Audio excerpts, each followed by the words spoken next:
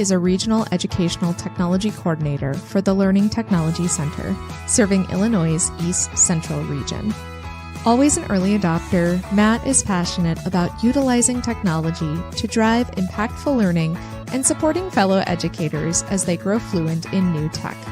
Before joining the LTC, he worked for 15 years as an ELA teacher and department chair.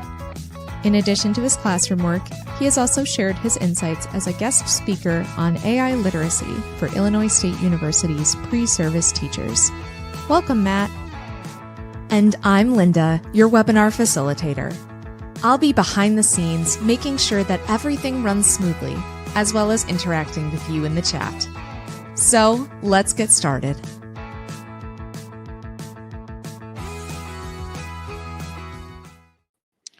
Welcome everybody to our webinar on the updates that you may have missed some, but you definitely don't want to miss them. So my name's Matt Terrell, as you heard, and I am here to kind of be your guide through some of these updates.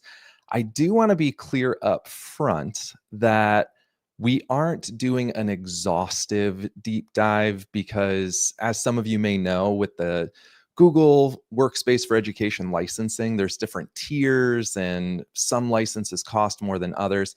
So there may be some more updates, but if you are a Google for Education Plus license holder, you may see other updates that I'm not covering. I'm trying to focus on the things that are widely available to everyone.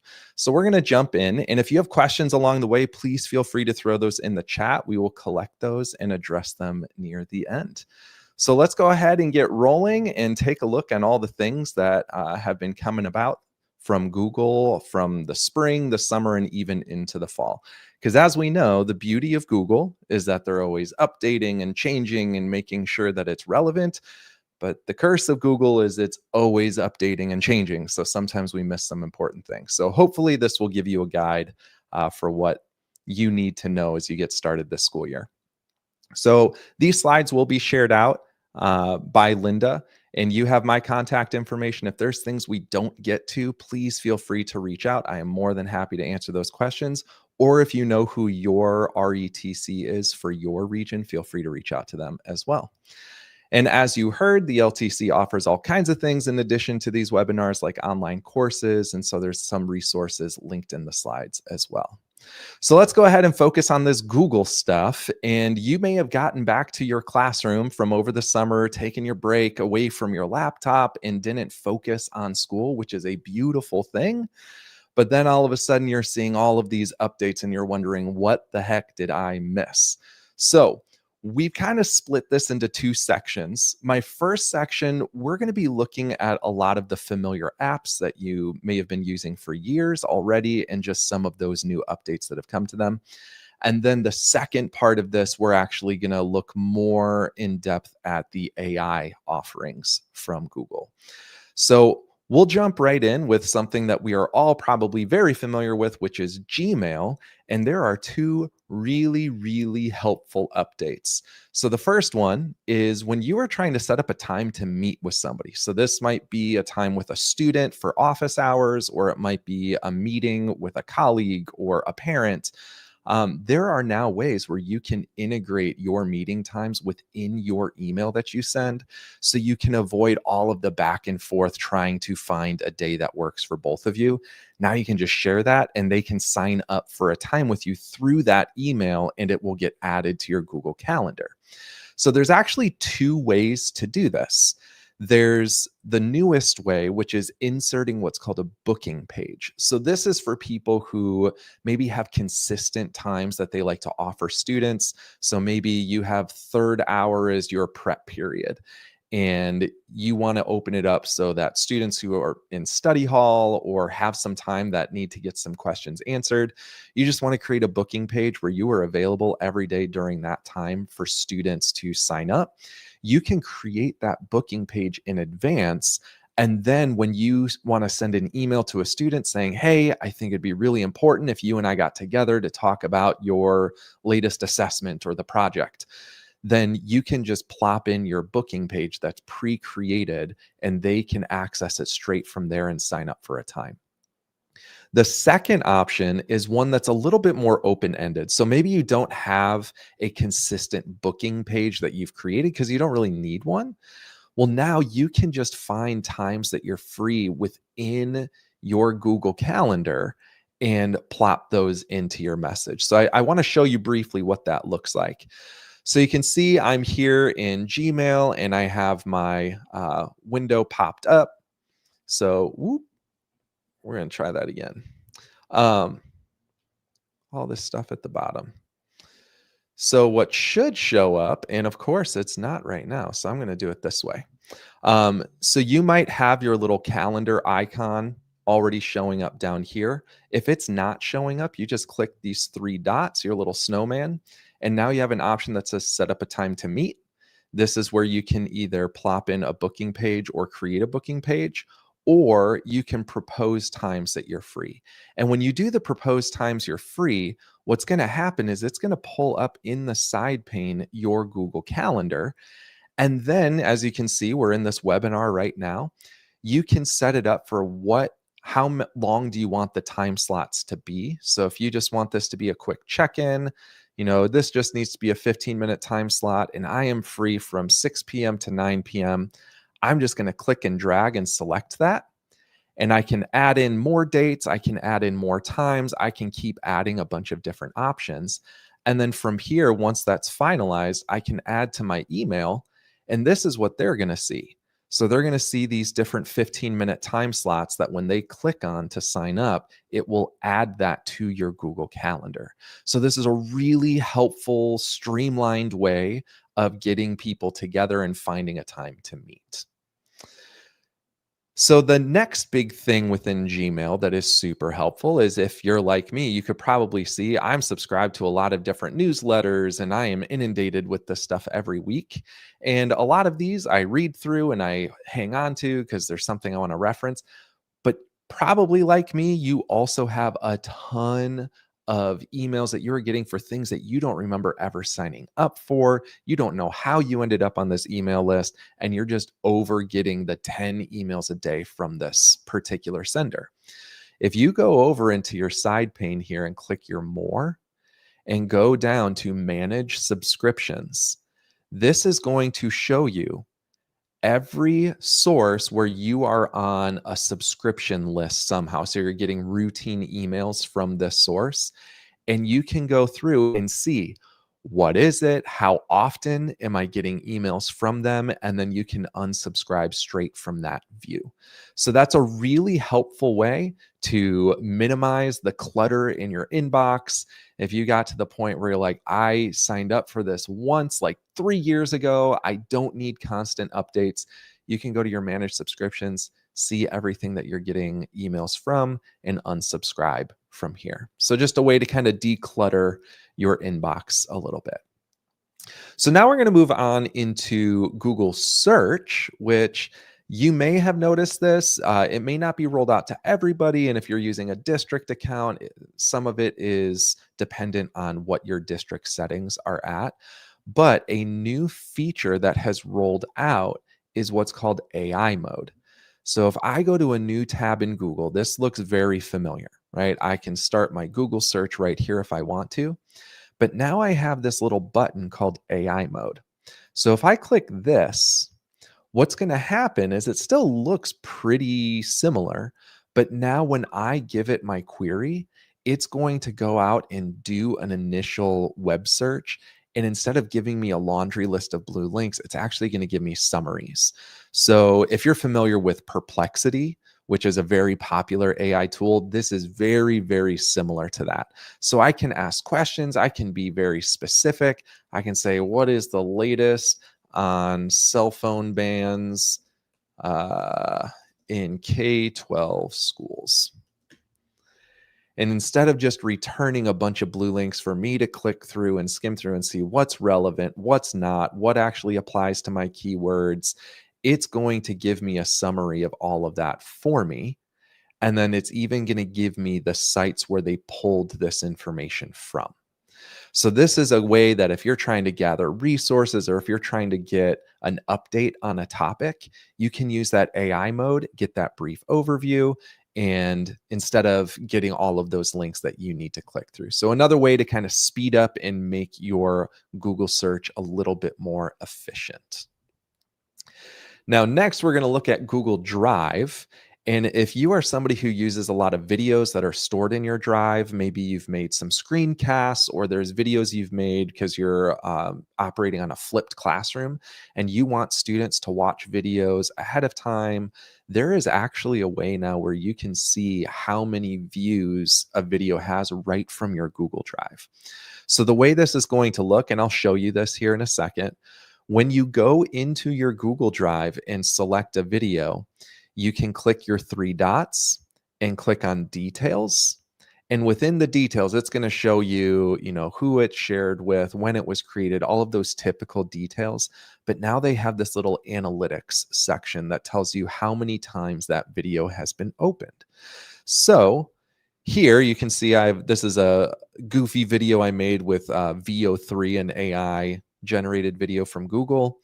And if I go here up to my three dots and go down to details, I get all my other information that typically pops up. But now with this analytics, I can see that this video has been opened and viewed 33 times. So that's not surprising. I have this embedded in a lot of my presentations that I do with school districts. So having it be opened 33 times is about what I'd expect. But if you're a flipped classroom and maybe you have 120 students and you're only seeing that it's been opened 33 times, that's telling you a lot of your students probably did not watch this video. So it's a good quick glance just to kind of see what's the interaction looking like for a particular video. Another piece of Google Drive that's new is you actually have more granular sharing permissions. And so what I mean by that is before you could either make it where somebody was a viewer, a commenter, or an editor.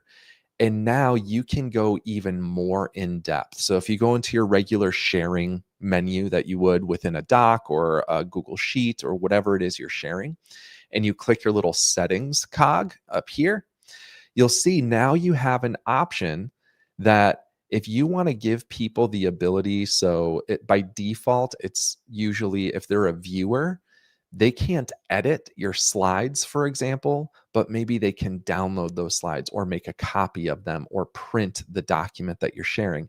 If you really want to crack down on that because you just want people to view this, you don't want them to be able to download it and remix it and make their own version of it, you can now go into settings and select who actually has that capability. So beyond just viewer, editor, or commenter, now you can control what those different roles can do with the document. So just another added layer of control for the things you are sharing with other folks. So let's move on to docs now, because this is not a brand new update. It actually launched last year. And it's really, really cool, but it was overlooked by a lot of people because Google likes to slip in some of these updates without much fanfare or explanation. So you may have noticed that you now have tabs in Docs, but you might not know what that means. So what that is if I go into a doc, I now have this ability to add tabs. So let's say this was the overview of the assignment, and I have a bunch of information on an assignment students are going to be doing. So that's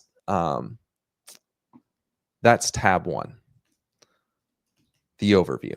Now you can see when I click the three dots here, I can add a sub tab, which will add a tab within that. So now maybe I want to put the rubric and a student example. And each tab looks like its own fresh Google Doc, but it's all housed within the same doc. So this is super helpful if you're somebody who normally makes hyperdocs, for example. So maybe you have docs where you have links to all these different files for students to access. For example, maybe you have the assignment and you say, click here to go to the story, and it opens up a file in a new tab. Click here to see a student example, and it opens up a doc in a new tab. Now you can have all of that in one place and organize it. I can rename these tabs. So I can have this be assignment overview. I could have this be student template. And then I can have a third one of teacher comments. So instead of having 3 different docs floating around, I can have them all housed within one single document. So it's really, really helpful to keep things organized, to keep things all housed in one place, especially when you're dealing with students who can very easily get overwhelmed with all of the different tabs that they have open and they can't remember where to go for what. Now you can have it all in one easy to find place and organized to your liking. So another really, really cool thing, it's simple, but when you think about the ways you can apply it, it can be a game changer. So now let's shift our focus to slides a little bit here. So when we're talking about Google Slides, there have been some updates for others depending on that license that you have. So you may have noticed that, for example, if you're a Plus subscriber, you have the ability to record within Google Slides. So you can make like a screencast and embed it within a slide, but not everybody has that. What everybody does have that is new though, is if you go to Google Slides, you have this little side panel here. So you probably don't have all of this, like unless you have the Gemini Pro license, you probably don't have this generate an image option above. But if you look, they have added new templates. So if you're somebody who's used Google Slides for a long time, you probably got pretty sick and tired of the same old templates that they've had for a long time. They've added a whole bunch of new templates to get you started. But in addition to that, the thing that's really cool is this thing called building blocks. So if you're familiar with Canva, when you're working in a presentation and you can pull up graphics on the side or other elements that you can drag and drop or add to your design in Canva, Google is starting to replicate that a little bit with these building blocks. So for example, if I know my opening slide every day is an agenda, and so they have these building blocks specifically for agendas, and I just find the piece that I like. So yeah, this one looks fine, nice and sequential. It just plops that in to my presentation. I can resize it as a whole, and then I can also individually edit each piece of this. So it's like dropping an interactive template that then you can modify and edit according to the purpose. So let's take a look at some of the other building blocks. They have similar things like lists, or if you're going to be sharing key statistics, it gives you some different building blocks you can use to communicate statistics within your presentation. But what's really cool, if you move on down, there's a lot of stuff here. But if you move down, they have badges and collaboration stickers and phrases and calls to action. So maybe you're working through a presentation and you're getting to a point where on this slide, you want students to take that information you just covered and you want them to put it into action.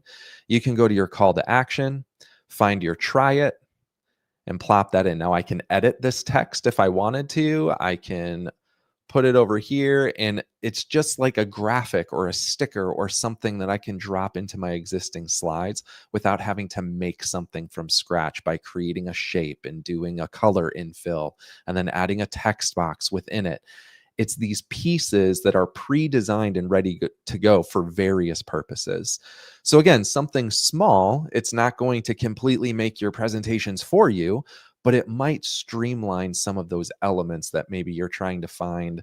You're Google searching and trying to find, a graphic that you can copy and paste into your presentation. Well, now they might already have something that looks like what you're looking for, and you can edit it yourself. So you can customize it even further.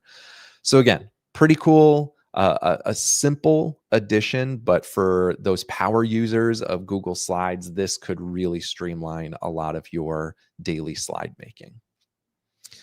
Okay, so let's move over to forms now. You may have noticed last year, again, Google loves to make these updates without letting everybody know exactly when and what is happening unless you're subscribed to certain email threads. And in forms, they made some changes in how you publish forms and how you share them. And it took some getting used to. It's added some additional steps in some cases, but it does give you a little bit more control over those collaborators and responders. So you can see now I have the little link. When I click that, it's going to copy what's called the responder link. So whoever gets that is only going to be able to respond. If I'm wanting to share the form with somebody so they can edit the form itself and change some of the questions or rearrange some things within the form, that's when I'm going to click the little share icon. So what makes this why this is helpful is if you remember in the past, sometimes people were sharing out what they thought was a responder link, but it was actually sharing an editing link to somebody. And all of a sudden you go back in and your form is completely messed up because somebody thought they were responding, but actually they were editing the form itself. So now you have that control. When you click your little share icon, you get that restrictor access, like telling in the editor view what can people do, and then in the responder view who can respond. So you can make this anybody, you can make it only people you share with, or it could be people within your school district's domain. So if they have an email address within your district's domain, then they might be the only ones allowed to respond. So again, more of those granular controls. Does add some steps. It kind of caught some people by surprise and left a bad taste in their mouth, but it does help clean up some of those mistakes that were happening in earlier versions of forms. So just know that you have this control now of who can access what and where all of that goes. Another piece that is super cool for people who use forms that incorporate short answers. So I'm actually going to go to a form that I sent out.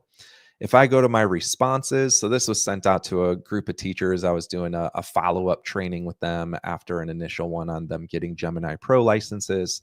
You can see I have this collection of short responses here, but now I have this option that says summarize responses.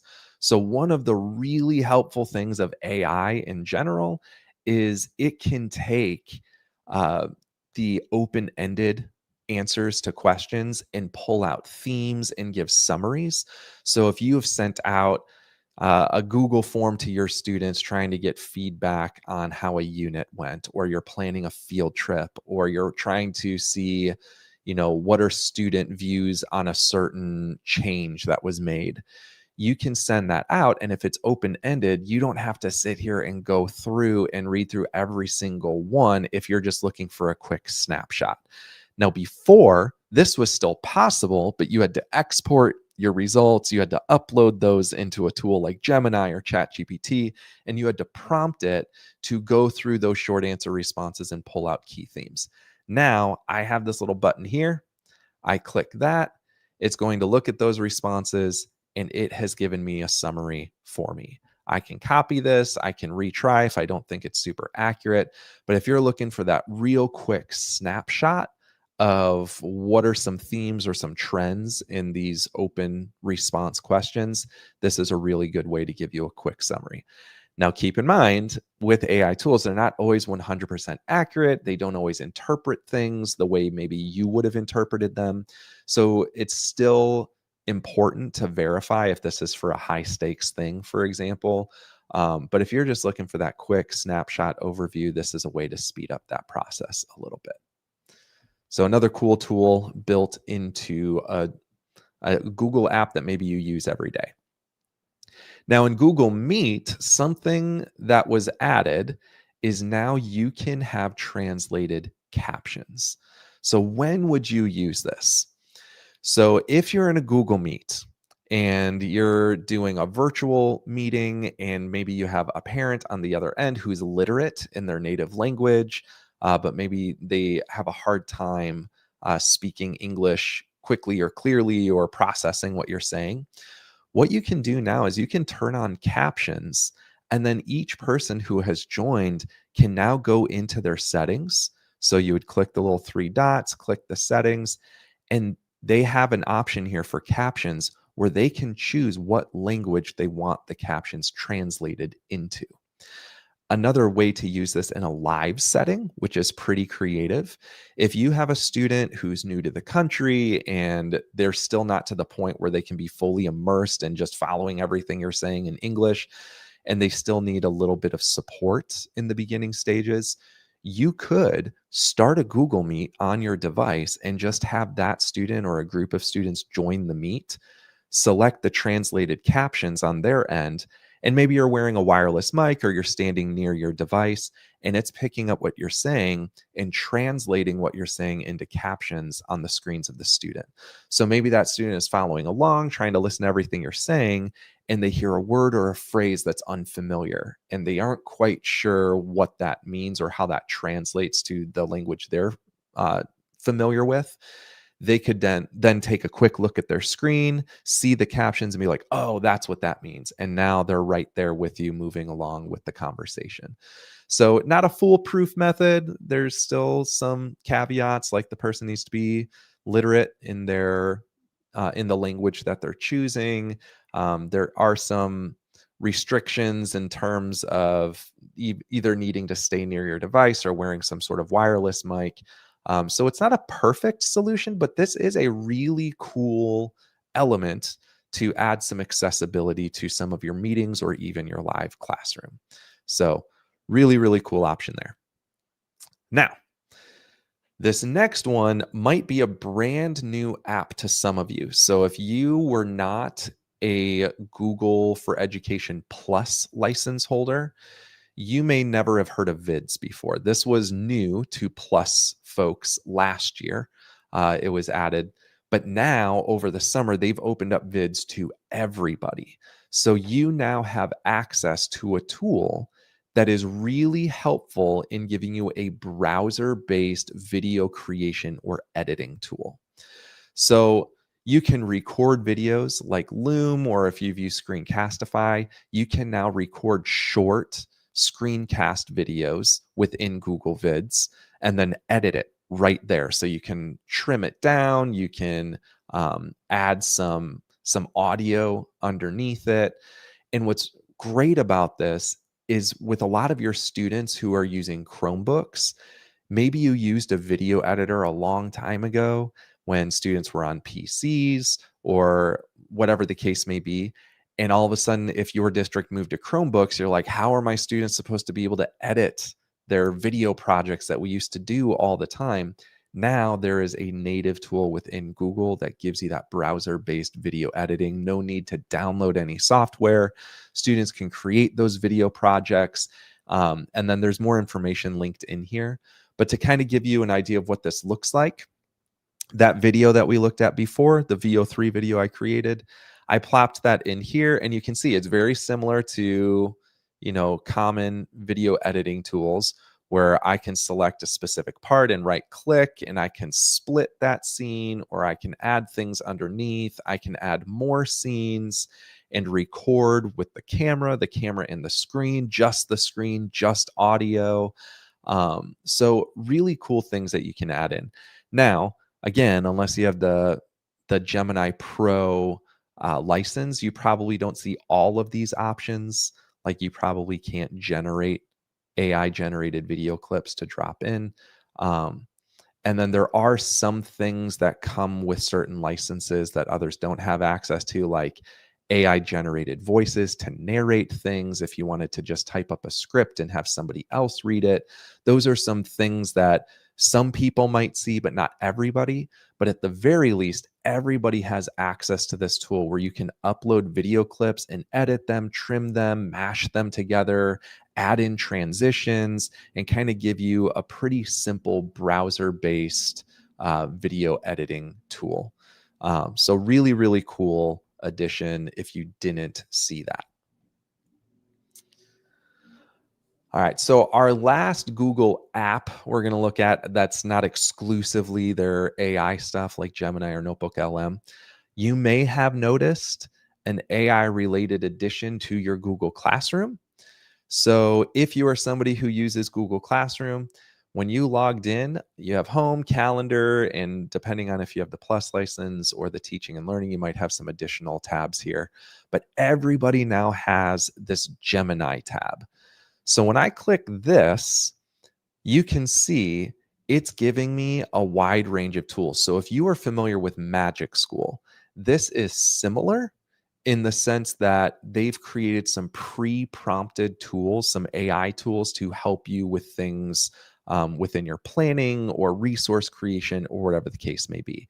Now, a thing to know, the tools that have their own unique icons, these are tools that are baked into Google Classroom. So it lives right within here. It's going to generate something. You can export, you can alter it. You have a little less control over like iteration of it, the way you would with a chat bot where you can give follow-up instructions and it changes.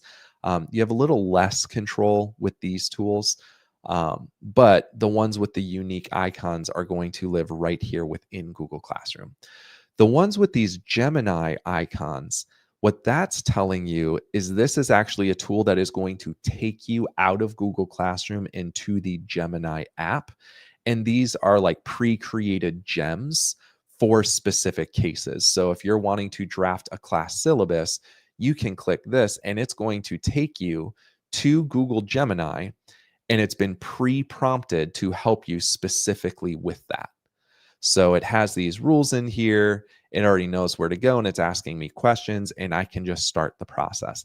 I don't need to sit here and try to figure out the perfect prompt to get it to help me generate a syllabus. It's been pre-prompted for that. So those tools are free to everybody. I would imagine that as time goes on, some tiers might get certain tools and maybe there's limited to everybody, but at least right now, all of this, everyone should have access to. And they're adding more all the time. When this first launched, there were only a handful of tools and they've expanded it even just since the summer. So lots of cool things in here to play around with. But that actually brings us to our next section of this webinar, which is Gemini and the AI updates specifically within Google. So the AI tools within Google Classroom, that was a new addition. But like I said, some of those, maybe you don't have the same level of control of giving follow-up prompts to be able to iterate on the thing it's creating. That's where you might go to something like Gemini. If you're not familiar with Gemini, this is essentially Google's version of ChatGPT or Claude or Copilot. It's a large language model, conversational chatbot that you can just go into and give it instructions or start a conversation with it and brainstorm some things. So some things that were added, and this is new. So as of August 1st, Google has made it to where all students and staff, so anybody with a Workspace for Education login, so a district Google login, anybody with that credential can access Gemini or NotebookLM. Before, Gemini was only available for ages 13 and up.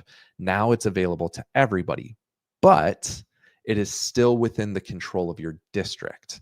So even though Google has opened up access to NotebookLM and Gemini to all ages, that doesn't mean whoever is the Google admin for your district has that turned on for everybody. So just be aware of that.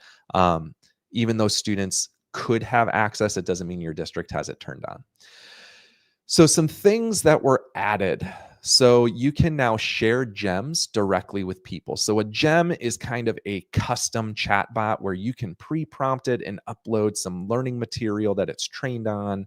So if you want to create a gem that specifically interacts with somebody as a debate partner, you can pre-prompt it to take on that persona and give it the rules and tell it how you want it to interact with the user. And then once you've created that, now when you go to your list of gems, you have this little share icon. So what that looks like is if I go over to my side panel here in Gemini and I go to explore gems, I can see some pre-created gems that Google has made. And then my gems that I've created are on the bottom.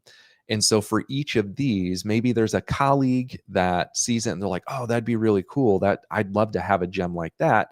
Now you can just share it with them and they can make a copy of it or use the gem that you've shared as is. They can make a copy and modify it if they want to, but it's a way to kind of create your own custom chatbots and then share them with others so they don't have to reinvent the wheel. So sharing has gotten a whole lot easier in that regard.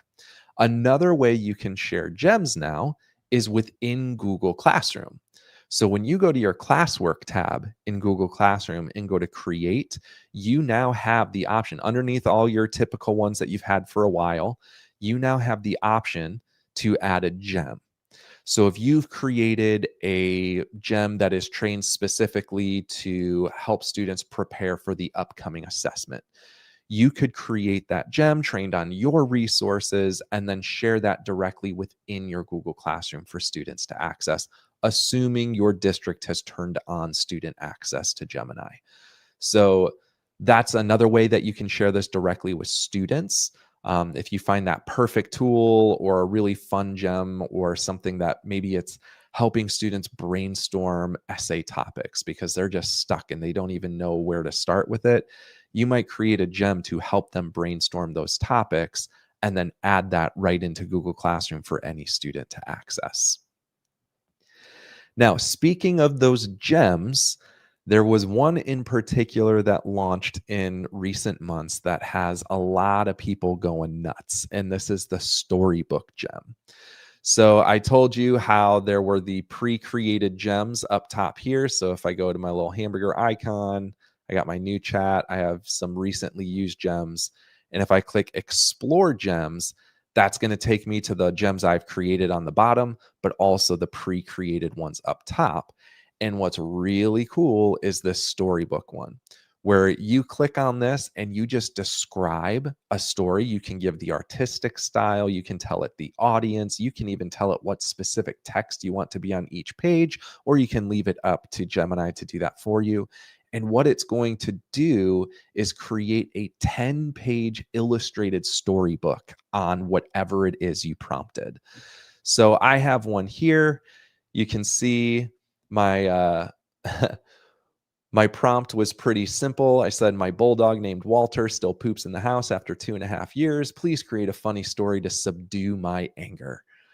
And so it generated this storybook, all the images, all the text. Now I can iterate on this. I can say, actually, I want it to be in claymation style, or, this is really humorous and it's definitely designed more for somebody with a higher vocabulary level. So maybe I say, no, I want this geared towards third graders, and it will rewrite. And I have this storybook now. It will even narrate it for me if I want it to. And it's a really cool way to maybe build your own custom social stories, or if you often do a read aloud, especially with storybooks to students to help reinforce a certain topic or introduce a certain idea, and you can't find the perfect one in your school's library, and maybe Amazon's not going to get it to you in time, or you can't find it, period. Now you can just kind of describe what you want the story to be about, what its purpose is, and it will generate it for you. Now, from here, the way you would show this is you could either pull this up on your screen and read it out loud, or if you print as a PDF, I have a colleague, Ben, who many of you may have been on webinars with him in the past. He found that if you print to a PDF, you can go to a tool like Book Creator and upload that PDF and build a Book Creator book. So you could have a bookshelf on certain topics, or a unit, or maybe you've created a series of stories about students from your school.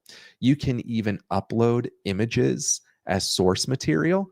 So there was one I did with Ben where it created a claymation style, but it looked nothing like Ben. So I uploaded his staff profile picture and said, make it look like this guy. And it completely altered it. It was awesome. So you can give it those source images. You could take pictures of maybe your school's hallways. And if your second graders are having a really hard time, staying quiet in the hall when they're going from class to PE, You could take some pictures of the hallway, upload those as reference material, and build a social story of why it's important to be quiet in the hall. So lots of cool things just with that gem that's pre-created by Google, and it's been a hit for a lot of people. Another added element is a new tool within Gemini called guided learning mode. So you can see if I go to Gemini and click my tools icon, I have my different tools here to create images. But now I have what's called guided learning. And what this is going to do is it's going to put Gemini in a specific mode where it's going to be less likely to actually give me answers to something. And it's actually going to act as more of a guide or a tutor to help me explore a topic. So I can say, I'm having trouble understanding literary themes. I hit enter, it's going to think. And instead, whereas before, maybe I was, maybe this is a bad example. I could have used something like, I'm having trouble getting started writing my argumentative paper. In the standard version of Gemini, it's going to be really quick to say, here's an example paper for you. Well, if I'm a 13-year-old student and all of a sudden Gemini wrote my paper for me, it's going to be very tempting to just take that as is. Versus if I go into guided learning mode and I give it that prompt, it's going to be more likely to ask me questions and coach me through and help me to get started on the paper, much like the teacher would. If a student told you, hey, I'm having trouble getting started with my argumentative essay, or I'm having trouble transitioning between a certain point, you wouldn't just do it for them. You would ask them questions or give them ideas on how they could do it on their own. Guided learning mode is meant to mimic that. So it's another tool that helps ensure that when we're using it, it's not short-circuiting the learning process, and it's there to help us get over those unproductive struggles that maybe we might be facing. There are increased limits for 2.5 Pro. So if you have the free version, if you don't have the Gemini Pro license, you get so many queries or interactions with 2.5 Flash, and it's a much higher cap. I don't know anybody who has hit their daily limit with 2.5 Flash. But then they also have what's called the 2.5 Pro model. This is what's some people call their reasoning model. It's much more intensive. It's designed more for reasoning and logic puzzle type tasks and math and coding. And up to this point, you had a very limited number of queries you could have a day. I think it was like 5 or 10 queries you could type into 2.5 Pro. That is now increased to 100. So if you're doing a more intensive task or something that requires several steps, that's a little bit more complex, now you have much larger daily limits of 2.5 Pro. So just so you know that is there as an option.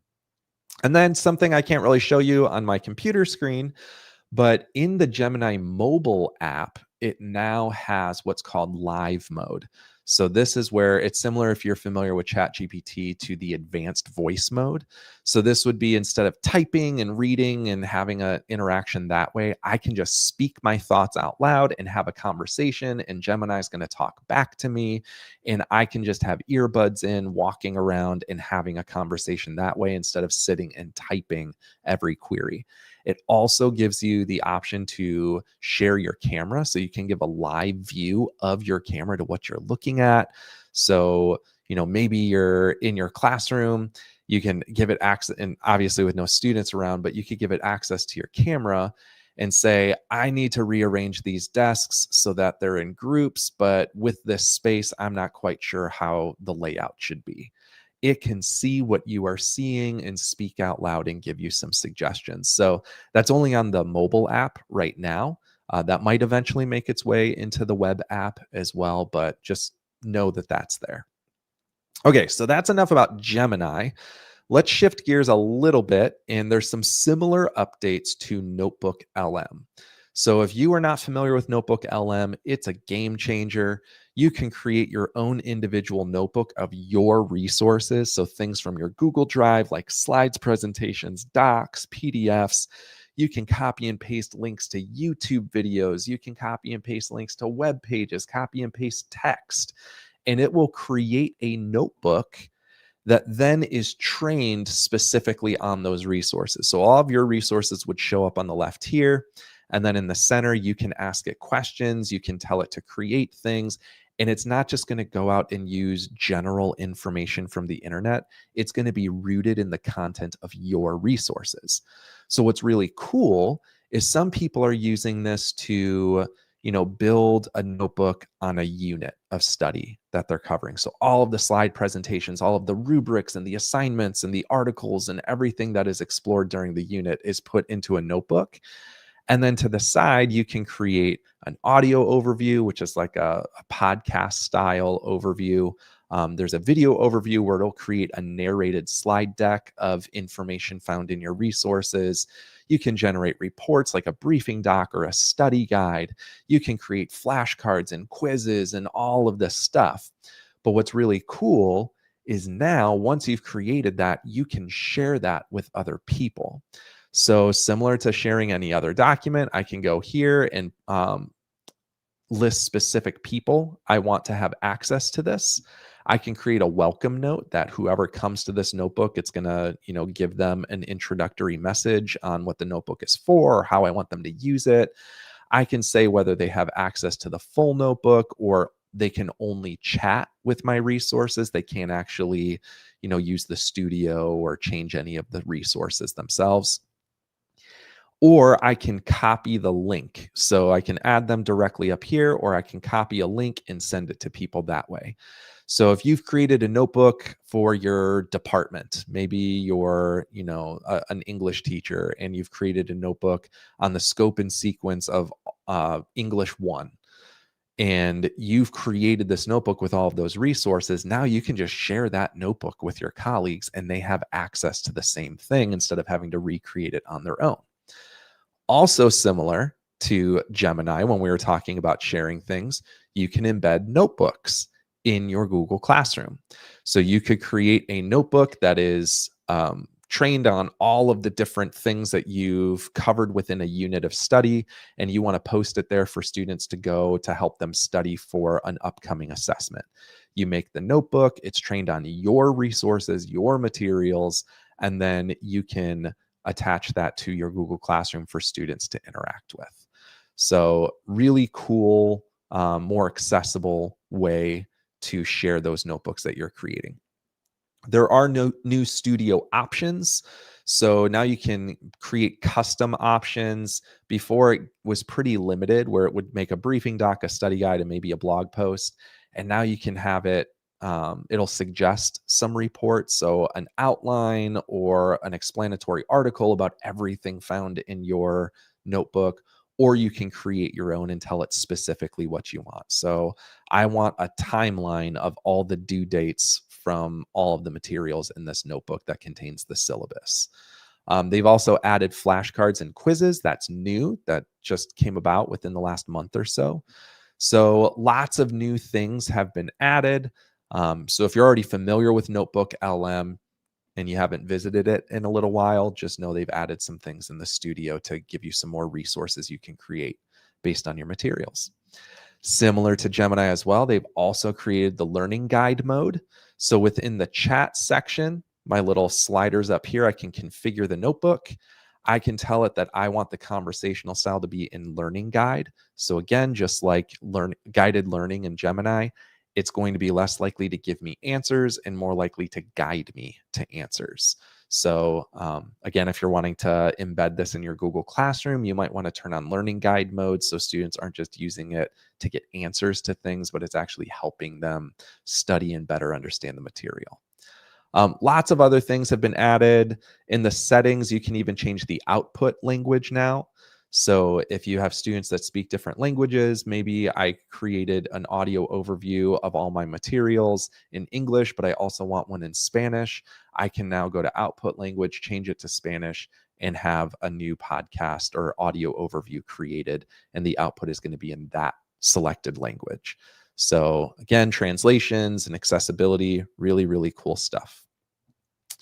Last within this, so Google has partnered with OpenStax, which are like free publicly available textbooks. So I've linked this in here. Right now, they have a handful of their textbooks where there are notebooks built specifically on those textbooks. So if you're familiar with the OpenStax Introduction to Business textbook, they now have a link of a notebook within NotebookLM that has been built specifically with that textbook's materials. So something to check out, might be worth looking into. And then they've also created what are called featured notebooks. So there's a bunch of different ones already. There's one that's the complete works of William Shakespeare. So every play, everything written by Shakespeare is all in one notebook in NotebookLM. So they've started to create these featured notebooks that are developed based on specific resources. So they've already kind of done the legwork. So again, might be worth checking out if there's something that could be useful to you. Now, the last thing to make sure that we cover is in April, Google made the decision that if you're using a Workspace for Education account, regardless of if you're on the Plus tier or the Fundamentals tier or whatever, everybody gets the enterprise grade data protections. So if you are a teacher that has gotten really used to using a ChatGPT or a Claude for school-related tasks, Gemini might be a safer option, just because all the conversations, all the data, everything is siloed to your district. It's not being shared directly with Google for anybody to read through. It's not being used to train future models. So it does give you a little added layer of data privacy. So just be aware of that if you have found some other tools that you like, but maybe Gemini or NotebookLM are a valid replacement, then maybe you gravitate towards those Google tools since you do get those added protections. So that was a lot. That was a fire hose of information, of updates, and that was just a fraction of the stuff that we cover. So I know Linda, if she hasn't already, will share these slides out. You can go back and reference these. There's some links in there, and you can dig in a little bit deeper if I moved a little too fast. Matt, thanks so much for being with us today. There were definitely a lot of things I also learned about updates to Google that I had no idea about. I wanted to mention some additional resources. So, if you have never used Gemini before and you would like to get started and just know the basics of Gemini, we actually have a couple courses. You can visit our course webpage at courses.ltcillinois.org, and I'll pop that in the chat. So if you visit there, we have a Gemini basics course. So that'll run you through just the very basics of how to use Google Gemini. So if you're just starting, you haven't used it before very much, and you want to kind of work through the best practices for Gemini, that's a great course to take.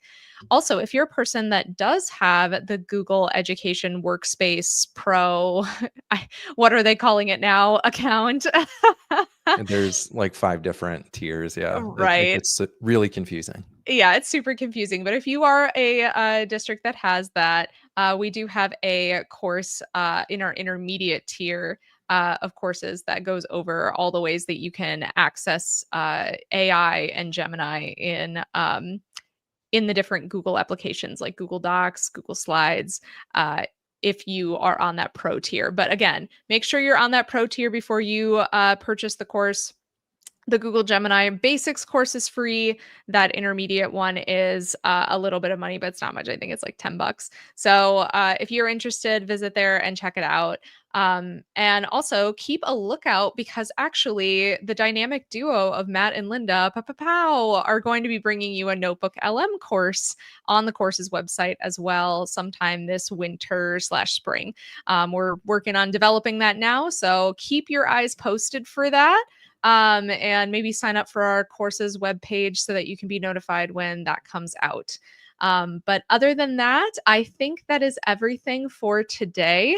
I see no questions in the chat, but a lot of good comments about people who are using these tools or people who have never even seen them before and are excited to use them. So again, I want to just extend a huge warm welcome and thank you to Matt for being on the webinar today. And I'm going to go ahead and close us out. I hope to see everyone in the future on another webinar. And thanks so much for joining us today. Bye-bye. Thanks, everyone.